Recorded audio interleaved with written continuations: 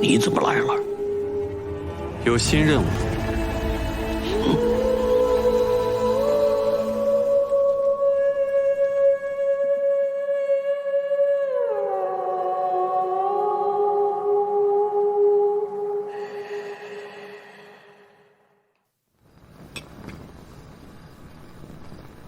我不会瞎了吧？放心吧，滴上这个药水之后，马上就会好的。师妹。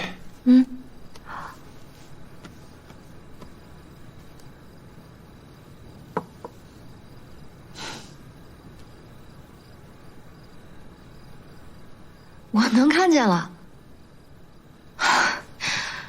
你们这次太危险了。若不是童双去找风清卓的时候看到那本鬼市的书籍，我都不知道上哪里救你们。可是你的身体……我的身体已经好了。不信，你摸摸看。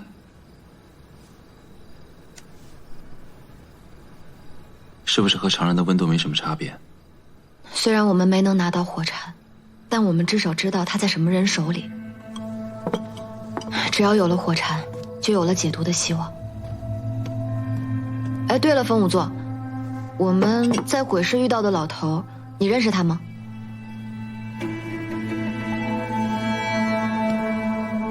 哦，我不认识啊。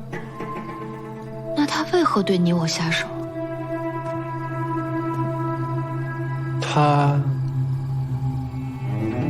鬼市里面大多都是穷凶极恶的亡命徒，动心起念之间皆为恶，所以他们做什么都不奇怪。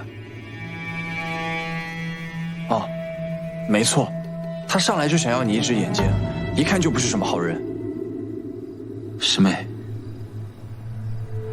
你个虎娘们儿，敢用眼睛去换疯了吗？话虽如此，但他并不是真的想要我的眼睛。风仵作，你确定你当真不认识他？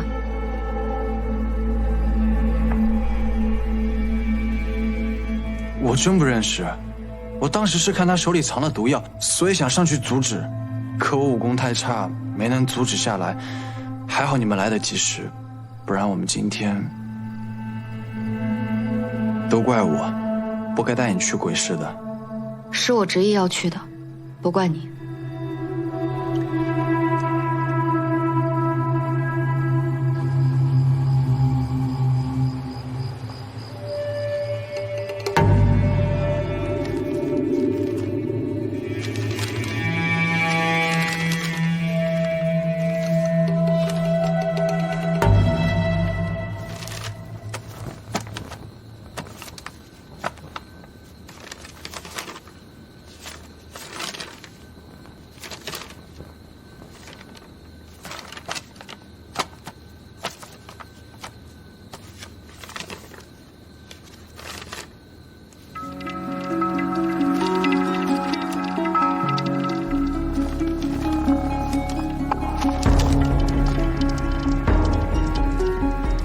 小姐，夜深了，该休息了。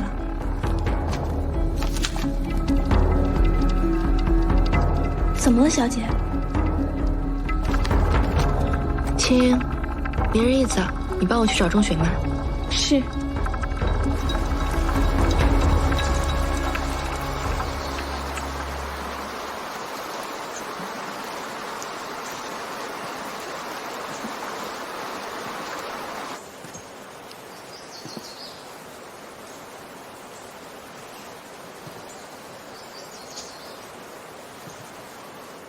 鬼市那个人你认识？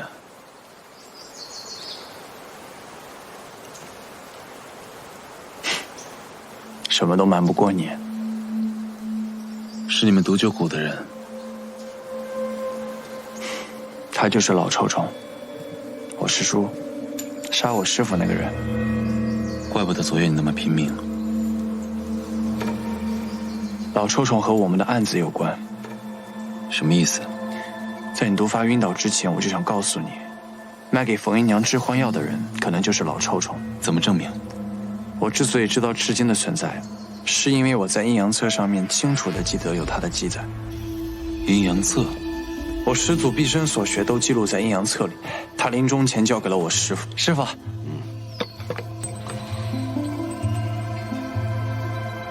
师傅，什么时候交阴阳册啊？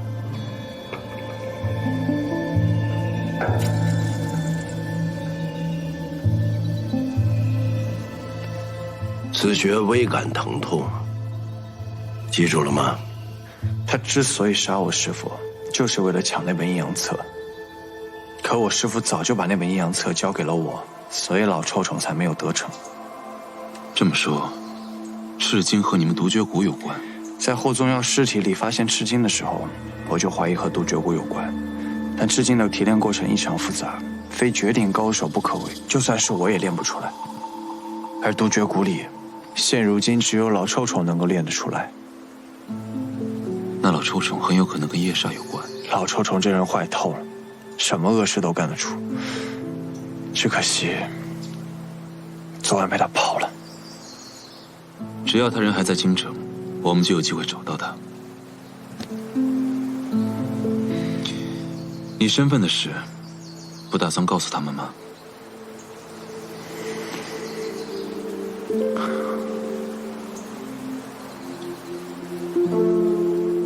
独绝谷出来的，能有什么好人啊？你不就是好人吗？不是所有人都像你这样想的。人与人之间的信任，本就很难建立，也很容易消散。我不想让大家误会。作为朋友，我尊重你的决定，但纸永远包不住火。如果有一天被他们发现你的身份，误会可能会更深。我再想想吧。霍小姐，你这是加赐犯案在身，原本是要停尸待审，这次能够先葬后审，全都仰仗神捕营帮助。这顿饭，钟捕快若是不受，小女心里会过意不去的。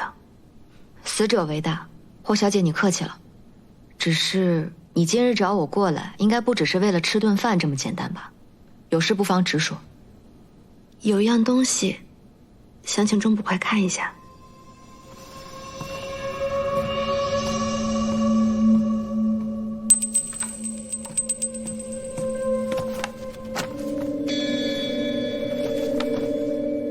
霍府的账本，这账本之前一直是霍夫人跟李孝在管，如今我接手了。在我梳理账目之时，我发现了一些古怪之处。霍府的账目有问题，为何要找我？霍府每半年都会有一笔大宗进项，是从城郊的广厦山庄汇来的。可我查了家中所有的产业，霍府和广厦山庄不曾有任何生意上的往来，广厦山庄没有理由定期给霍府钱。然后我就追溯起源，查了霍府今年的账目，发现第一笔转账居然来自23年前。23年前，我娘死前曾跟我说过，我就是那一年被我爹从边疆带回来的。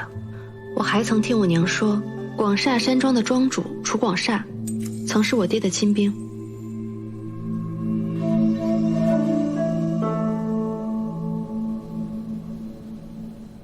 霍小姐，你跟我说这些是有何意图？我爹死了，我娘也死了。我想查清自己的身世，这是我目前可以找到的唯一线索。或许楚庄主可以为我答疑解惑。可我和楚庄主并不相识，广厦山庄我也一无所知。如果我贸然前去，他可能会对我起疑，所以我想请钟捕快帮忙，帮我尽快查明自己的身世。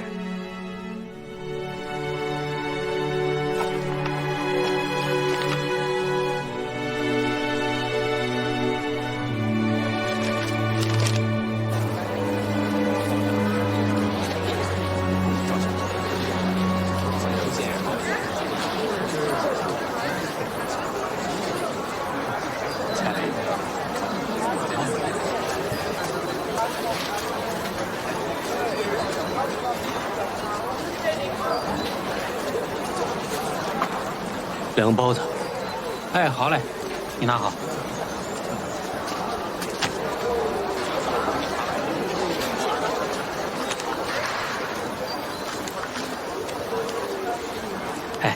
多谢啊，昨日出手相救。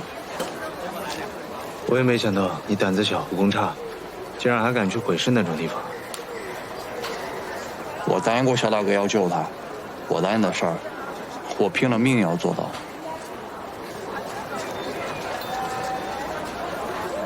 你说那个虎娘们儿，啊，钟雪曼，真的愿意为了火柴交出自己眼睛吗？那是救肖大哥的机会，他一定不会放弃的。可他之前都那样对大哥了。他俩的感情，不是一般人能够理解的。别说是一只眼睛了，就算是一条命，我觉得他也丝毫不会拒绝的。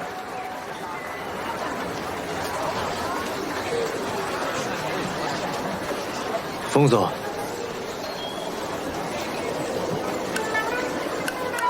那个，我那天推了你，对你发脾气。你打我一下，我们扯平了，行吗？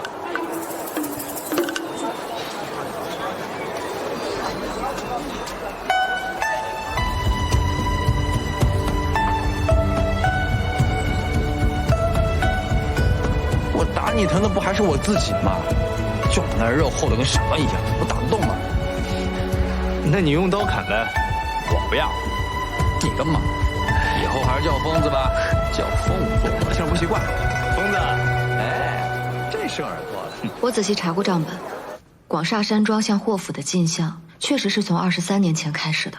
那一年霍宗耀将军刚从海牙回来，如果楚广厦真是霍将军的亲兵，那他也去过海牙，当时也刚从海牙回来。但你不了解霍代荣的意图。我们查霍府案子时，他把我们引向霍夫人和李笑，还故意抛出了个那么重要的线索，真的只是为了自己的身世吗？不管是何目的，既然牵扯到了海牙，我们都要查下去。我跟他一起去，你留在这里等我们的消息。他知道你的身份，万一要是害你，就算他想害我，我也躲不掉。不如见招拆招，说不定我们还能找到他的破绽。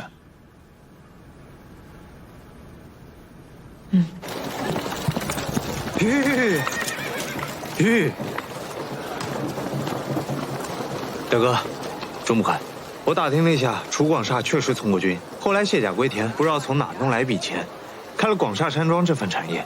这些年，楚广厦一心向道，平日里跟青台山的仙师都有来往。据说他想长生不老，修仙飞升。长生不老，看来真的什么都不缺了。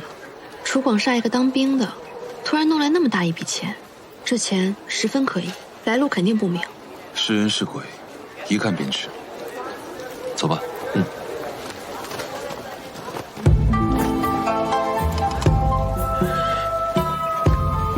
大哥，你不带个斗笠吗？无妨，这里离京城已经很远了，没人认得出。两位尊客，里面请。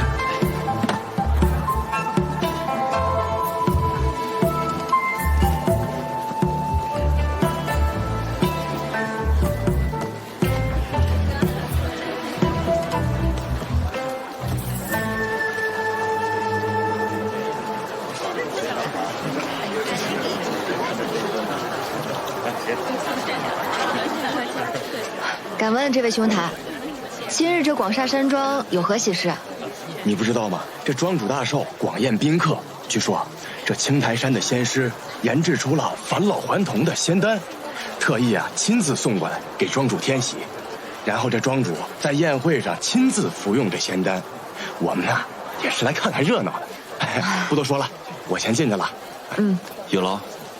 返老还童，我们也进去看看吧。几位尊客，里面请。问都不问我们是谁啊？庄主交代过，今日不论是谁，只要进得此门，都是贵客。你们家庄主倒是挺大方，就不怕我们是来打秋风的？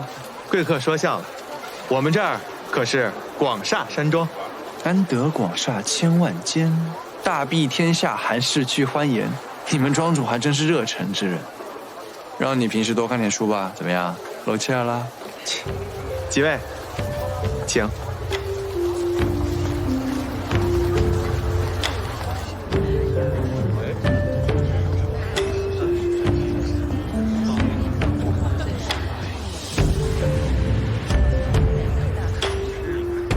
是青台山的小仙师，来给庄主送丹药的。他不留下来参加宴会吗？这仙师们从来不在家中长留，沾染上凡人的俗气，会影响修道。几位，跟我来吧。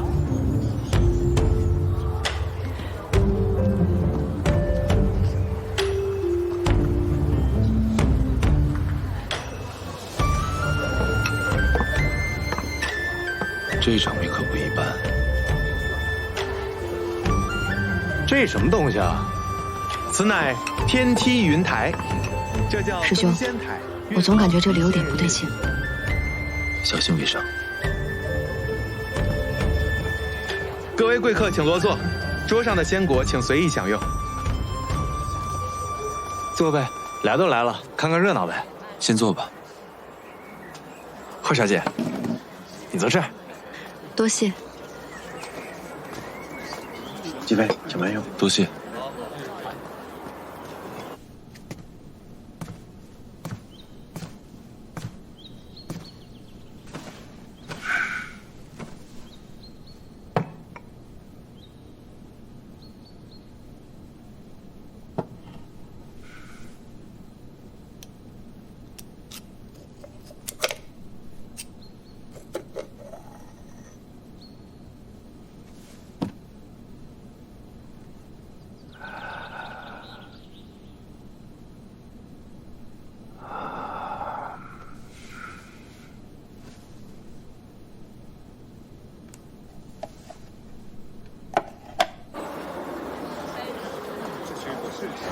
今天来的人还不少。那庄主什么时候才能出来啊？你稍安勿躁，这宴会上人太多，不能打草惊蛇。等晚点我们再单独拜会楚庄主。我倒是对他这个仙丹很感兴趣，医药书上从未记载过什么返老还童的方子。那你真是个呆子，这你也信？什么返老还童？我看啊，就是那仙师故弄玄虚，也就是楚广厦这种有钱的冤大头才会信。庄主到。真是。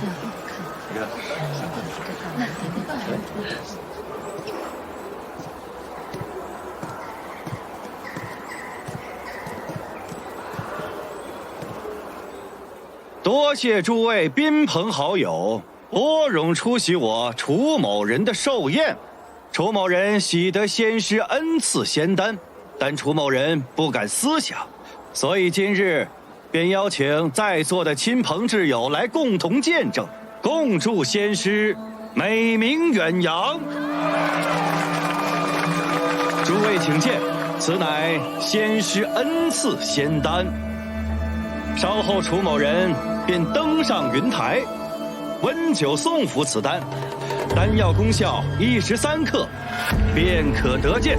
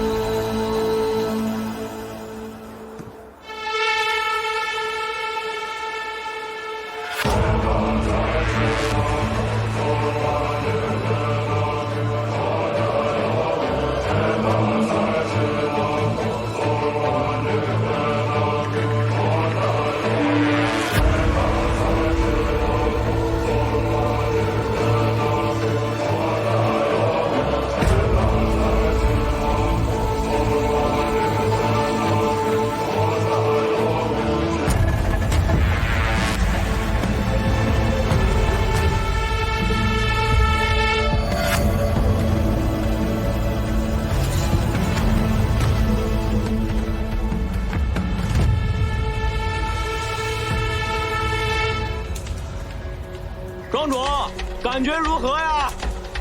自是妙不可言呐、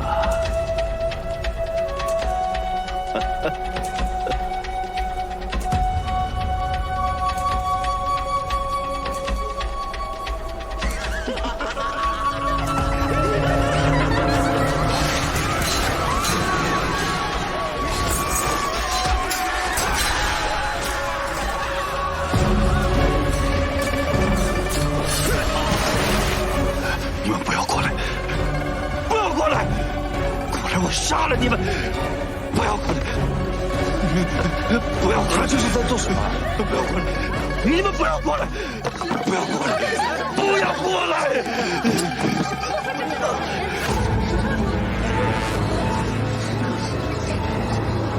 怎么了？怎么感觉像中邪了一样？莫非仙丹还没显灵？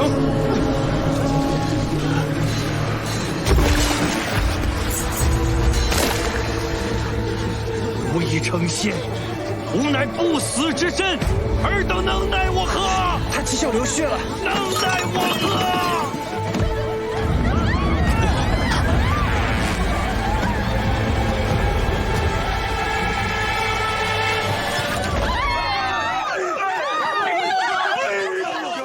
神捕营班，退！神捕营班退后，退后！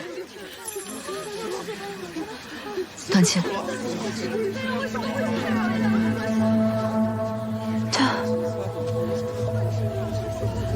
怎么了，霍小姐？他的死法和我父亲极像。楚庄主，楚庄主，神捕营在此，望诸位配合。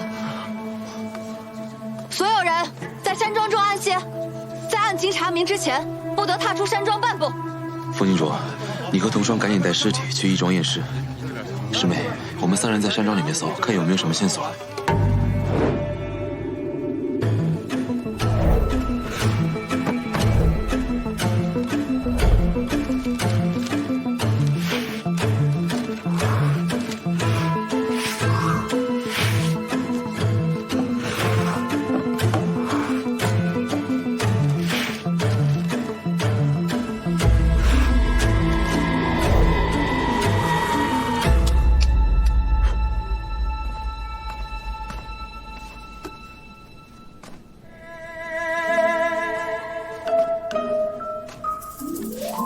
把刀给我。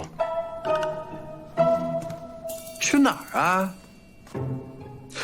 我帮你去把风，你忙你的，不用管我。怕了？开什么玩笑啊！我天不怕地不怕，怕他。不怕就来这儿帮我。雕花的扁担中看不中用，你承不承认？承认。行，走吧。疯子，这事儿千万别告诉他们啊！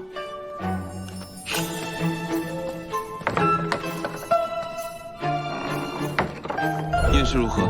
疯子确实厉害，一眼就看出问题所在了。我在楚广厦胃里残留的丹药当中发现了大量的赤金，我怀疑那个所谓的仙丹就是毒的来源。但楚广厦中毒的情况和霍宗耀还有不一样的地方。有什么不一样？霍宗耀的赤金是被下在了他的养生茶里面，量小不易被发现。他服用了长达半年之久，才导致了慢性中毒。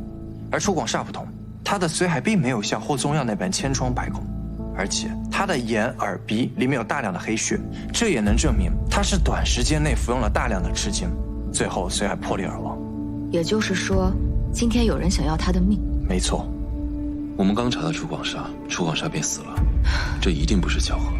可冯姨娘已经死了呀，那谁还能知道这赤金能够置换杀人？谁还能有这样的毒药？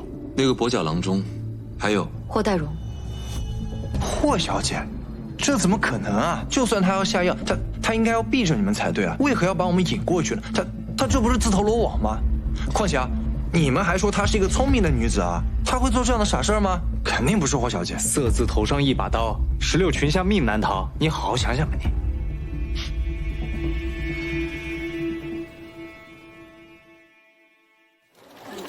楚广厦的死因已经查明了，他是怎么死的？确实跟你爹一样，是死于致幻之毒。怎会如此之巧？这就需要请教霍小姐了。你们怀疑我？没关系，毕竟我也知道这种毒的存在，你们怀疑我也很正常。那现在是要怎么办？把我带回神捕营受审吗？霍小姐多虑了。所有知晓致幻毒的人都是嫌疑人，我们需要一个个排查，直到查明真凶为止。那你们准备从哪里开始查？我们有计划，不过需要霍小姐一直跟我们在一起，这样不管是对谁都更方便一些。霍小姐也是聪明人，应该不需要过多解释吧？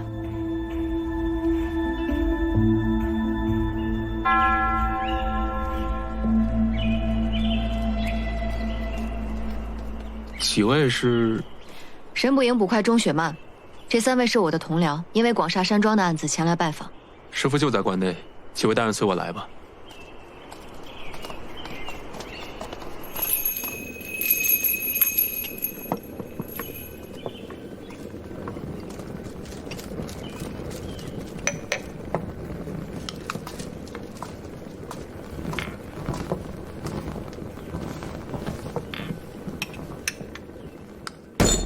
无稽之谈。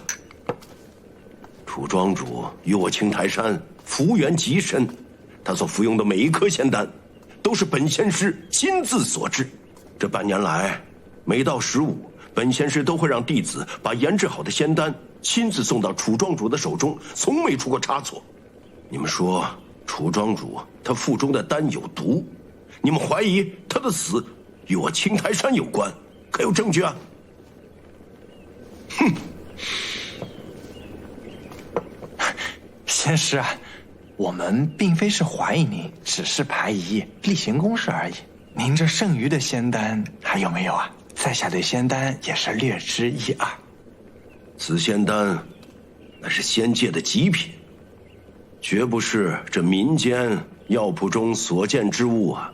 而且此仙丹是本仙师牺牲阳寿，道行从仙界所求而来，所以仙丹炼成之后，服用者必须在1天之内服下，否则功效全无。哪来的什么剩余的仙丹啊？那丹方呢？丹方有没有？丹方也可以。丹方啊，丹方乃是由历代的仙师一人保管，岂能让外人所试啊？哼，简直是无稽之谈。仙师，老仙师，我们只是在办案查案，这是神捕营的职责，还请您配合些。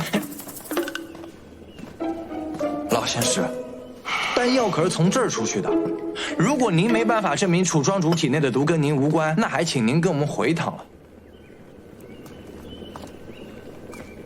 你们这是要抓我回去？好啊，本仙师就跟你们回一趟，我倒要看看你们神捕营是如何颠倒黑白、冤枉好人的。老先生，你莫动气，我们并非是这个意思。您先坐。这楚广厦服下丹药，当场毙命，此事影响甚大。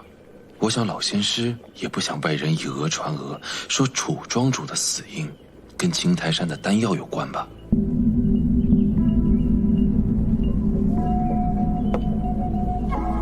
这位大人所说倒是有几分道理啊，不过这丹方我还是不能教育你们。老仙师，你钟捕快，老仙师。不过本仙师手中倒是有几颗废丹呢。废丹？是啊，各位有所不知啊，其实这炼丹的过程并不是每一次都一帆风顺，倘若这火候、气候还有所配的材料的比例稍有不慎，便会影响丹药的最终成效。有些成色太差的仙丹变成了废丹。我们跟楚庄主的仙缘如此之深，怎么会把那些废丹交到他的手上呢？老仙师，我们其实只要看一下这丹药的成分，成色不重要。那麻烦老仙师。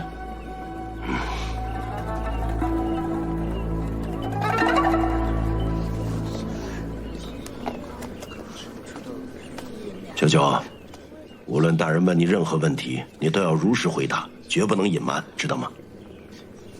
是，师父。多谢老仙师。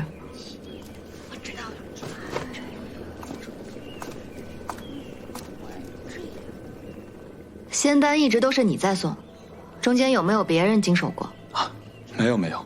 仙丹炼完之后，为了保住仙气，师傅会把它封到玉盒之中，再交到我手上，我再送到广厦山庄。送丹路上都是我一个人，绝对没有别人接触过丹药。那接丹之人是楚广厦本人呢，还是广厦山庄的其他人？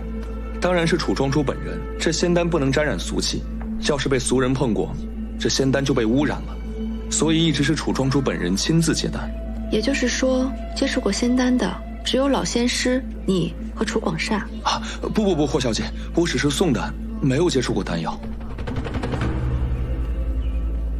九仙长也是修仙之人，送丹的时候，难道就不好奇这可以让人羽化登仙的仙丹到底是什么样子？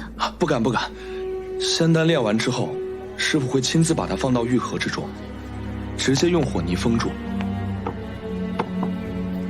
并且加盖私印。我若是中途打开，一定会被发现的。我就是再好奇，我也不敢做什么。这青台山到广厦山庄的距离不算近，九仙长是如何送丹的？是步行送丹。步行？没错，各位有所不知啊，苦行乃是我仙人一派修行的根基，所以我青台山的弟子，无论是去任何地方，只能靠他的双脚。这么做也是为了让仙人们看一下我们的虔诚之心啊。靠脚？那要走多久？50是阳气上升的最旺时期，也是仙丹出炉的最佳时刻。而小九要赶到戌时，阴阳交替，太阳下山之前，把仙丹送到服用人的手中。所以这来回的路程，也就成了弟子们的修行之途了。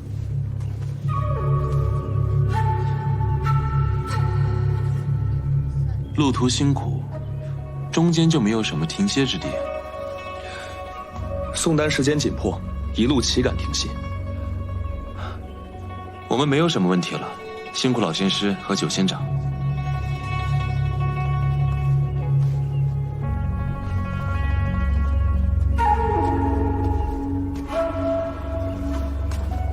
等我们查验完废丹之后，会给青台山一个说法。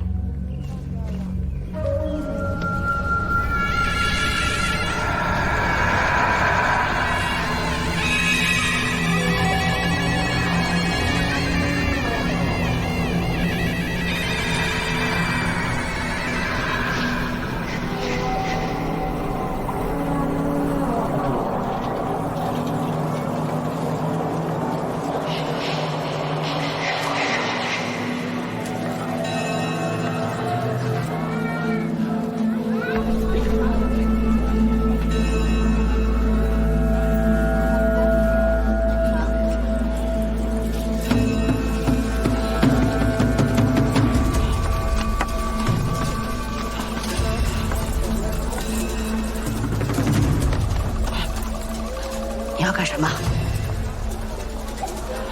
神不赢的人，你来鬼市干什么？不干什么，就问你点事儿。如实招来，你可别糖包子沾碱水，自讨苦吃。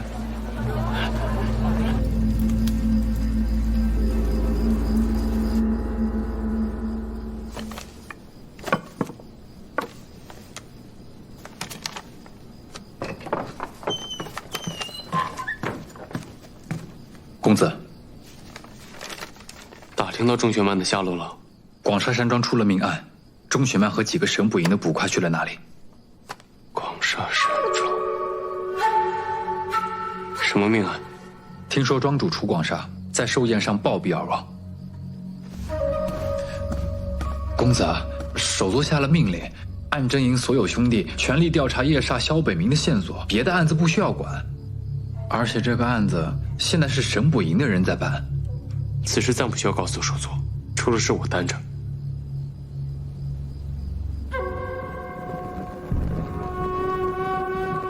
有结果了。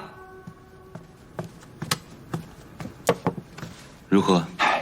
什么阳寿道行啊，不过就是一些普通的补药混上水银和黄石。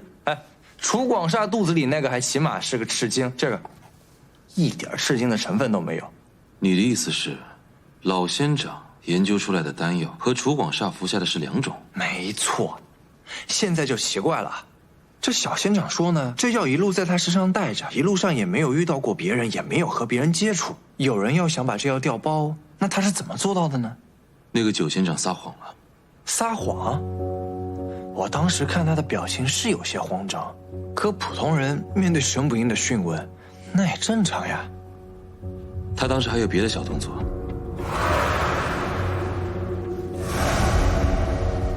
屁股？不只是屁股，还有胯部。他受了伤，而且是刚受伤不久。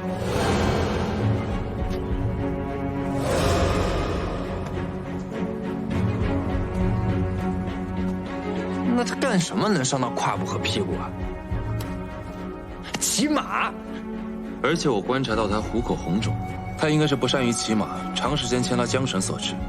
那小仙长果然在骗我们，他根本没按照他师傅所说的步行苦修，而是骑马送丹。这骑马到广厦山庄的时间，可比步行要短得多。这中间的时间，他能做的事情多了去了。那我们赶紧去青苔山啊！这要让他跑了就麻烦了。钟不快呢？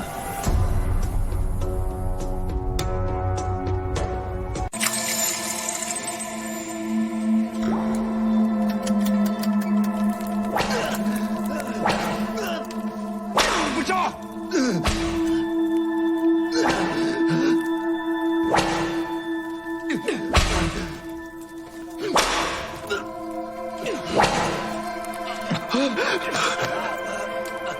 你不招！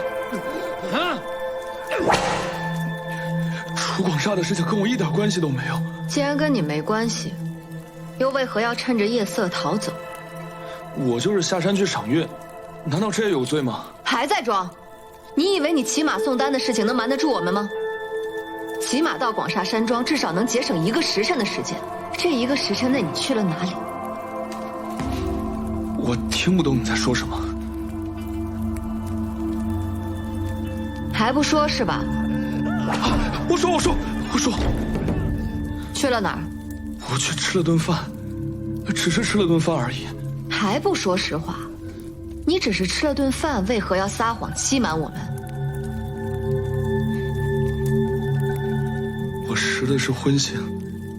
我们青苔山规定弟子要苦修，食荤腥是大忌，但我实在是控制不住自己的口腹之欲，每次趁送丹药的机会，就会去饭庄偷食。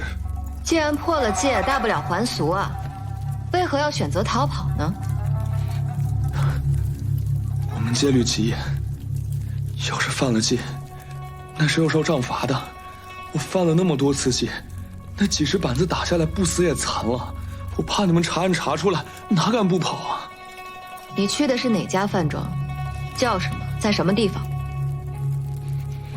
就是离青苔山不远的千木客栈。楚广厦丹药的事情真的跟我一点关系都没有，我说的都是真的，不信那家掌柜可以为我作证。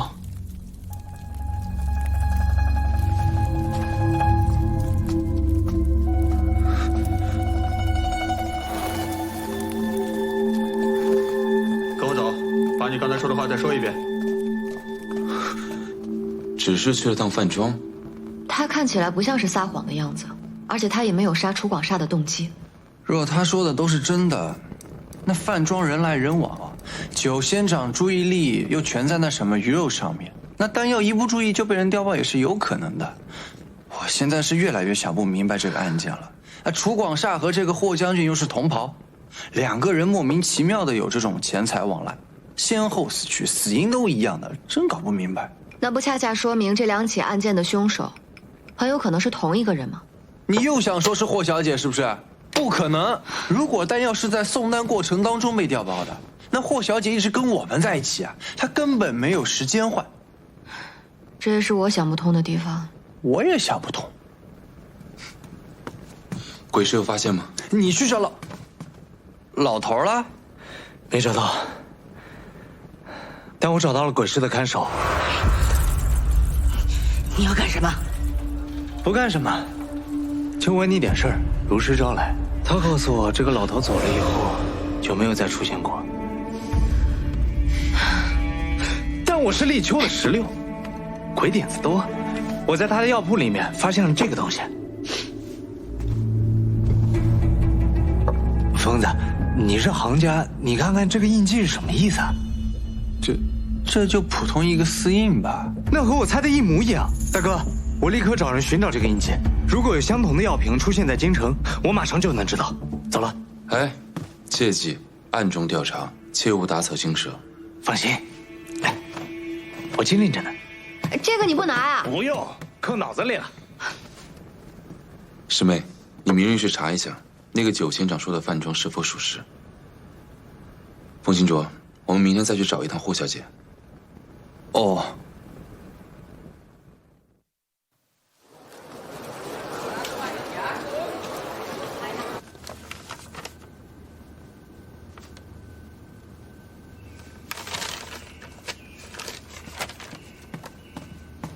霍小姐，你们查的怎么样了？青台山老仙师炼制的丹药和楚广厦最后吃的丹药是2种丹药，问题出在了送丹的路上。我那天可一直跟你们在一起，中途也没有时间去换丹，这下我的嫌疑是不是可以洗清了？当然，我俩都是你的证人。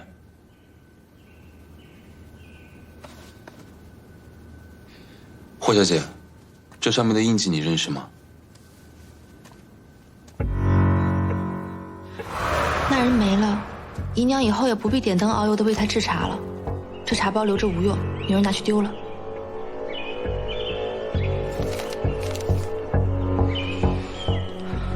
我记得，那郎中给我娘的丹药上也是这个印记，盒子还在霍府。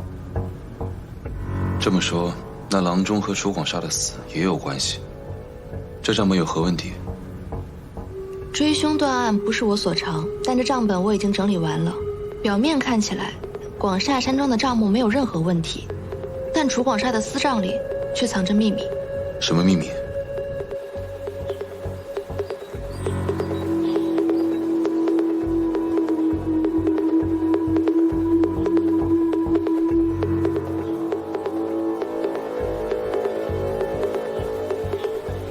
你去吧。公子，刚刚都打听过了，楚广厦是服下所谓的仙丹后，当着所有人的面突然暴毙的。尸体呢？被神捕营的人拉去义庄了。那仙丹是从哪儿弄来的？青台山。他不在外面吃啊，不在外面吃。您这边请。你也知道，这仙师不能犯荤腥，九仙长害怕被别人看到。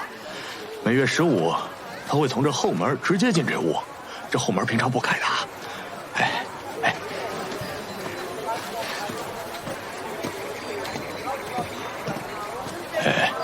他就坐在这个位置。我会提前备好他喜欢吃的菜。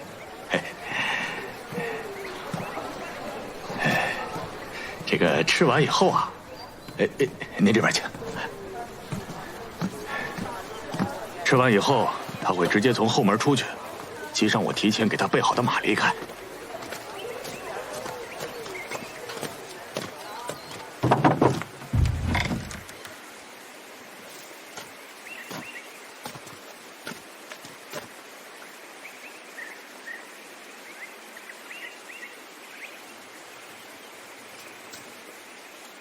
掌柜的做事如此细致，看来九仙长没少给你好处啊。哎呀，小钱，不值一提。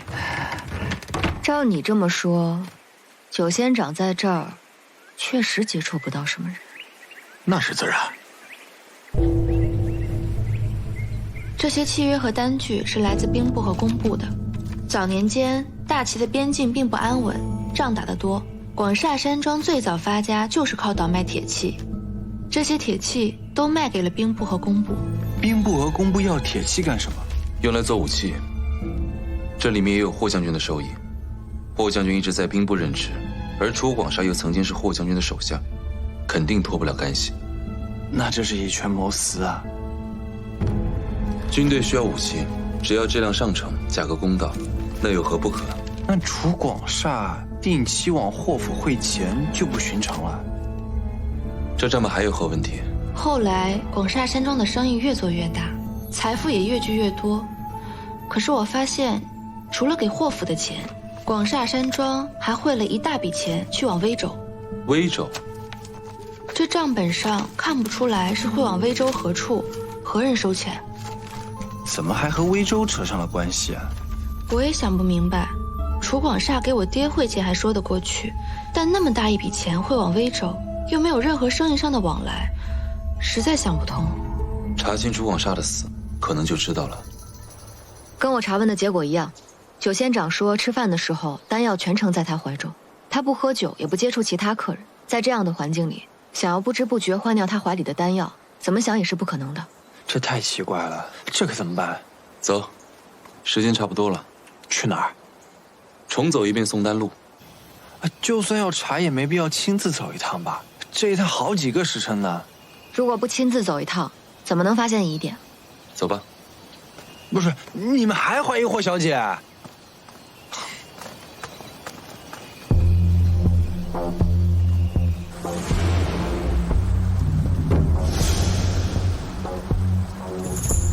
这是九仙长每次送丹途中都会来的地方，就在这间房中吃饭。若如他所言，确实接触不到什么人。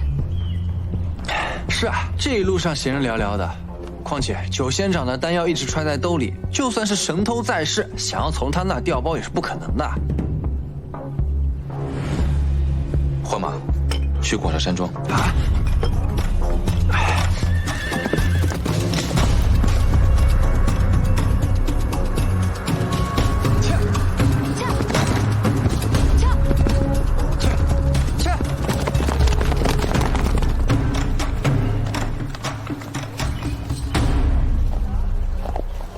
时间也对得上。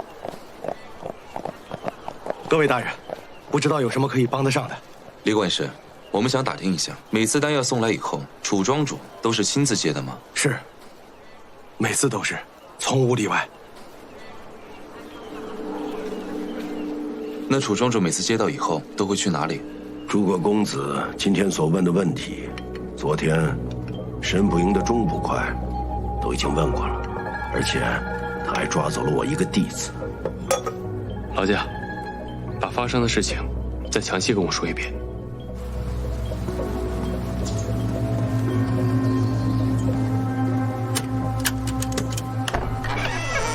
里面请。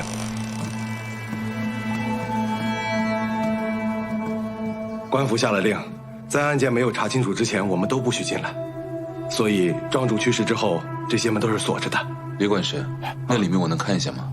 啊，大人请便。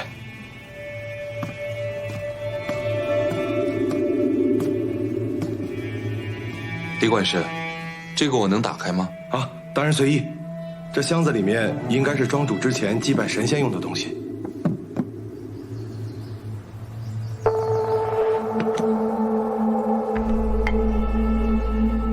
这应该是之前装仙丹用的盒子吧？正是。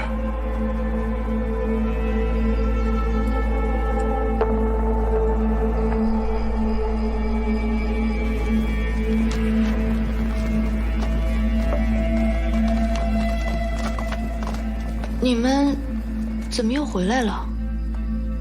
霍小姐，你们这是？自从安葬了我姨娘之后，我便把家中的下人都遣散了，家中的弟子也都去投效军营。我打算把这宅子变卖，和青英换一处小一点的院子安置。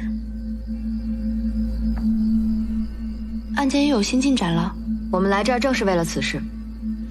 暂说无妨。关于楚广厦的死，其实我们一直存在一个误区，认为丹药是在送丹途中被调包的。如果真是那样，那霍小姐就没有任何嫌疑了。但直到我在楚广厦的房间里找到了这个盒子，我才知道凶手真正的手法。这盒子有何问题？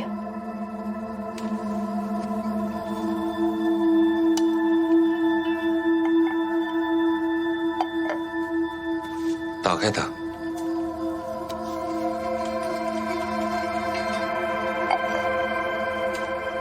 怎么会这样？你关上，再打开一次。这是机关盒。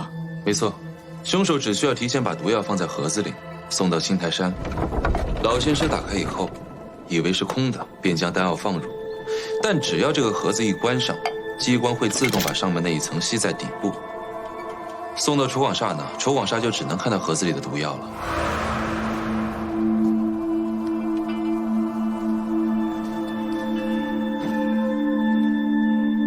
也就是说，丹药在出炉的时候就已经被换掉了。那赶紧去查查，这盒子是哪家做的呀？玉盒都是楚广厦专门找玉器店打造的，这就是我们从店家那里拿过来的盒子。我检查过了，是很普通的盒子。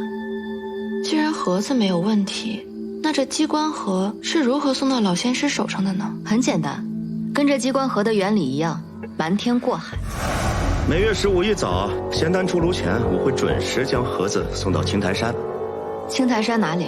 山下，山上会有仙师来接。那盒子确实是每月15一早送来的，由玉器店的老板亲自送到山下。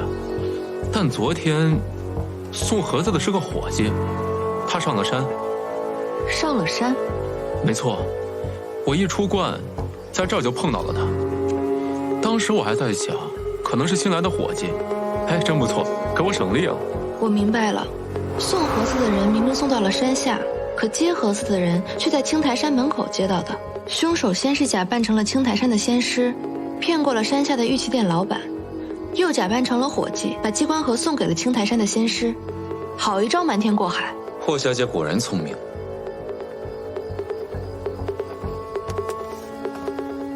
可就算知道了作案手法，也不能锁定凶手是谁啊。倒也未必。你知道凶手是谁了？霍小姐，你还要藏到什么时候？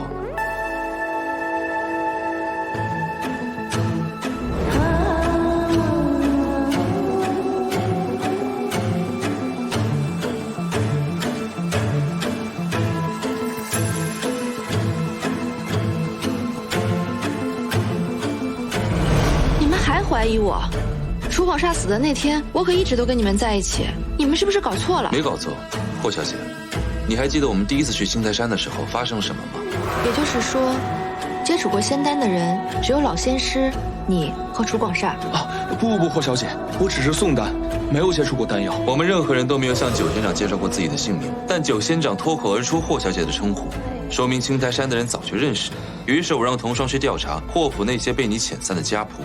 霍府的人说，自冯姨娘生病以后，霍小姐每月15都会上青台山给冯姨娘祈福，可有这事儿？若丹药真是在送丹途中被调包，霍小姐确实没有时机。可若霍小姐一早赶到青台山，再赶回霍府，最后和我们一起去广厦山庄，快马加鞭，还是来得及的。这老先生也说过，楚广厦服这丹药已经很久了，每月都去青台山的霍小姐，想了解送丹过程也并非难事。再者说，霍小姐的伪装之术无人能比，伪装成老仙师也好，九仙长也罢，都不在话下。你假借查身世，跟我们一起去广厦山庄，就是为了让我们成为你最好的时间证人。这都是你的推测，根本就没有实证。不，有证据。这西施雪可是帮了我们大忙。那个接盒子的仙师，您可还记得？能认出来吗？模样我记不清了，但每次来接盒子的仙师都不一样。我记得那位仙师身上有一种很浓、很特殊的香粉味。对，那个送盒子的人身上有一种特殊的香粉味，是一种很特别的味道，所以我记得很清楚。是这个味道吗？当时我还在想，山上的仙师身上应该是香火味，怎么能是香粉味呢？奇怪。您可还记得这个味道？对，没错，就是这个味道。玉器店的老板和青台山的仙师都确认是这个香味。霍小姐，你还有什么可说的？这也能算作证据？我为何要杀楚广煞？此事说来话长，或许和夜煞有关。萧北明，你是疯了吗？你为了破案，居然将夜煞的罪名强加于我！多说无益，跟我回神不营。你休想！恐怕由不得你。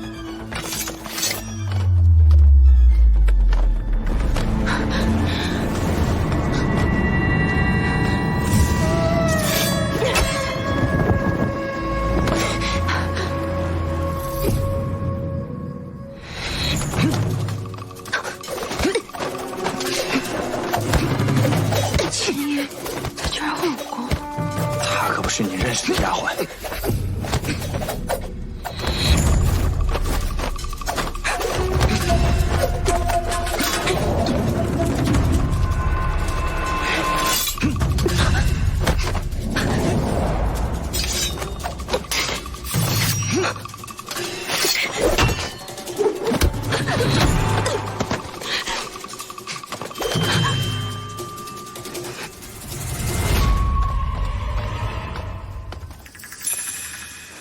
秦英，到底怎么回事？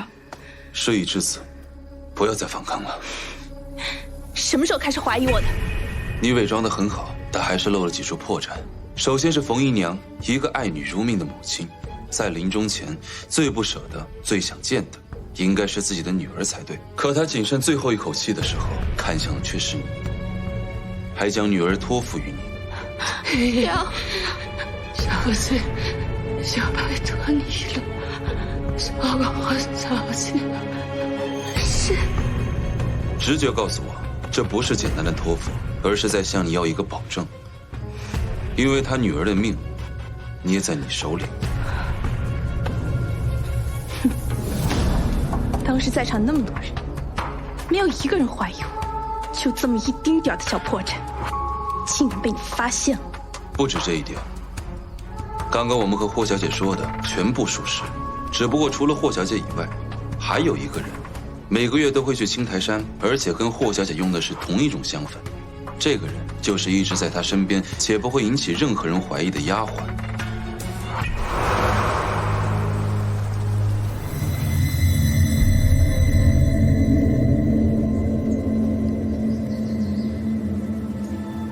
霍小姐，青樱是不是也用的西施血？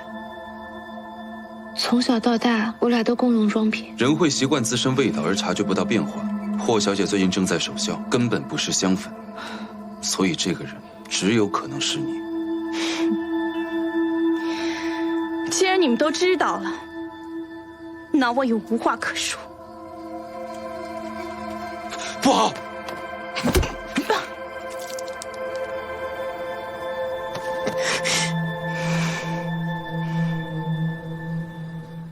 为什么要杀楚广煞、霍宗耀？因为他们该死。是因为海牙？你也是海牙孤儿？没错，一切都按主生的计划在做，只是萧北明，哼，鱼咬到饵了就不会轻易松口，以及去按计划行事。是。海牙当年到底发生了什么？你以为我会是朱一铁那种软骨头吗？我什么都不会说的。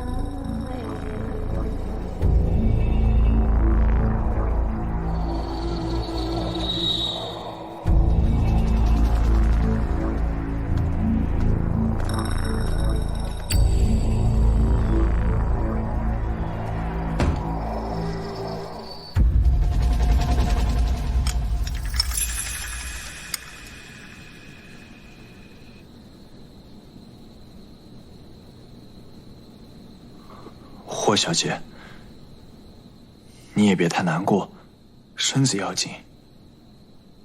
我怎么也没想到会是青樱，她跟在我身边那么长时间。好在你洗清了嫌疑，不是吗？我说错什么了吗？对不住啊。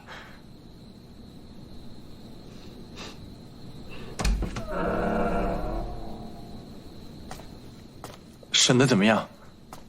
他什么也不肯说。也是，都是一群不怕死的人。你们把他怎么样了？你放心，我们没有把他交给申不赢，也不会对他动任何私刑的。可这样下去也不是办法，所以我们才来找你。找我？可我不懂审讯之法。不用懂，霍小姐，因为你是最了解他的人，而且你也有可能是他最在意的人。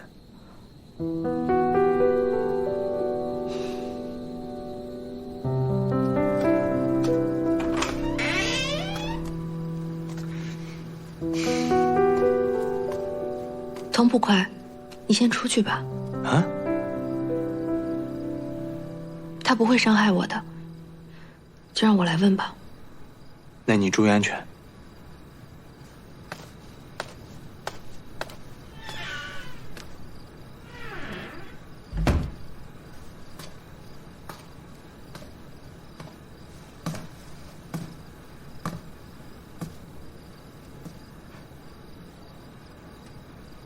又要哭。以前我就跟你说过，眼泪是这个世界上最没用的东西。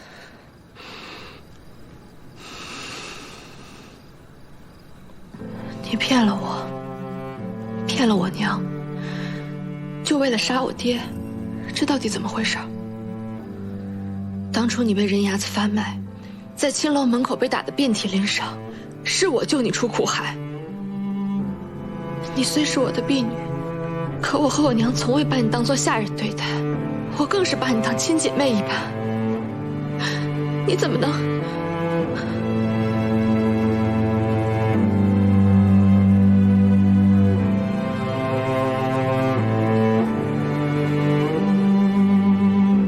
到底为什么？不是你救了我，是我让你救的，是我选中了你。你不要再说少废话！这公堂是公堂私的，你赶紧给我进去！就是啊。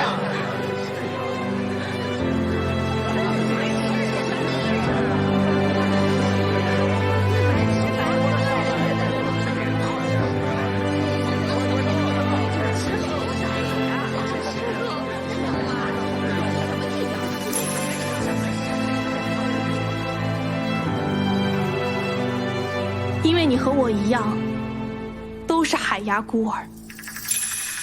海牙是什么地方？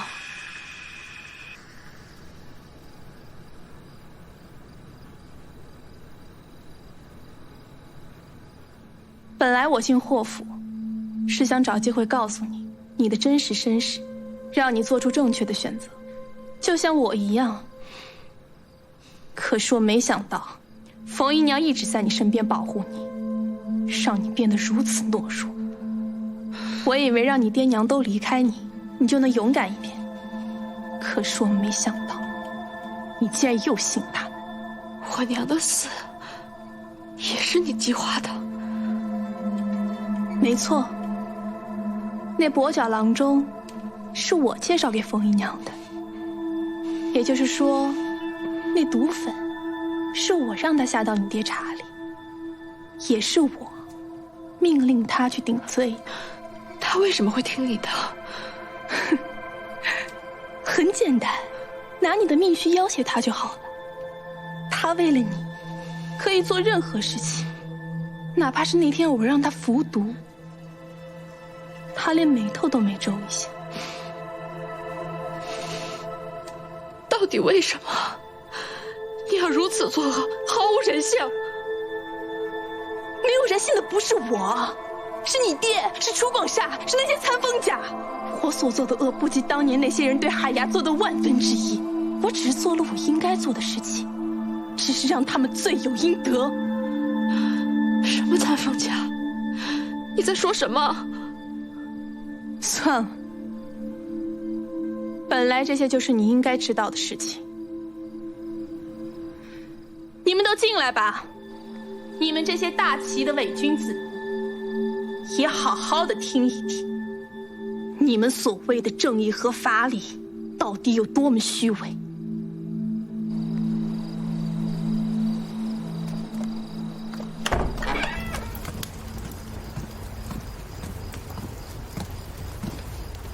公子，属下打听到，今日钟雪曼又带人去了一次广厦山庄和青台山，他这是？他在查杀害楚广厦的凶手，也有可能是杀害霍将军的凶手。杀霍将军的凶手不是冯姨娘吗？钟雪曼不是说他已经畏罪自杀了？他说的未必是全部。那我知道去哪儿找他了，跟我走。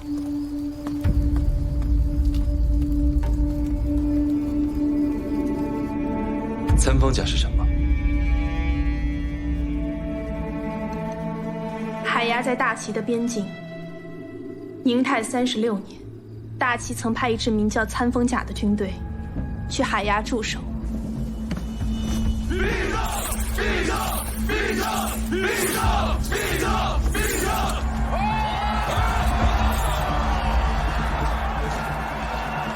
可没想到，参风甲一到海牙，竟对海牙的百姓挥起了屠刀。一夜之间，整个海牙都被鲜血染红，手无寸铁的海牙百姓只能在参风甲的刀下哀嚎求饶，却依旧逃不过惨死的命运。这其中就包括了我的爹娘。参风甲屠城，大齐怎么可能对百姓做这种事情？信不信由你。若是你爹和楚广厦此刻还活着，他们绝对不敢跟我当面对质，因为他们就是参风甲的一员。既然如此，那参风甲屠戮肯定是有原因的，是什么？我不知道，我只知道，恶事就是参风甲做的。向先皇谏言屠城的人，就是3年前的那些高官。他们也死有余辜，不论什么原因，杀了人就要以命偿命，何况那是一座城。所以我只需要按照主上的计划，让他们偿命，别的我都不在乎。主上，你说的是叶煞？当然。朱一铁说，叶煞很有可能在3年前风伯胡少就已经死了。你杀掉楚广煞还有霍宗耀的任务，是谁给你下的？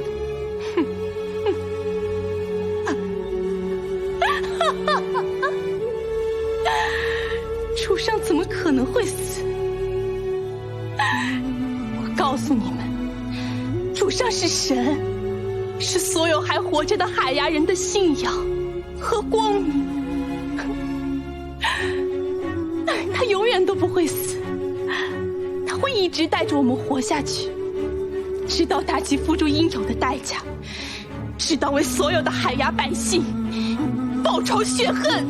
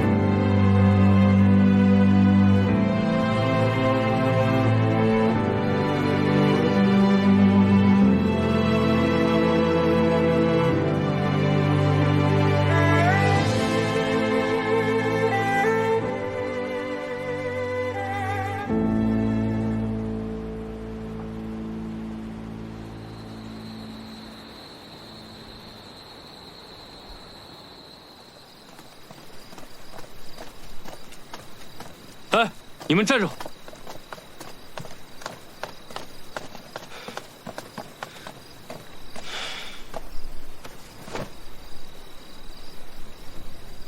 凶手又是畏罪自杀。我又来晚了。哎，来的正是时候。这案子是你们按真赢的，那尸体就由诸葛公子亲自带回去。来吧。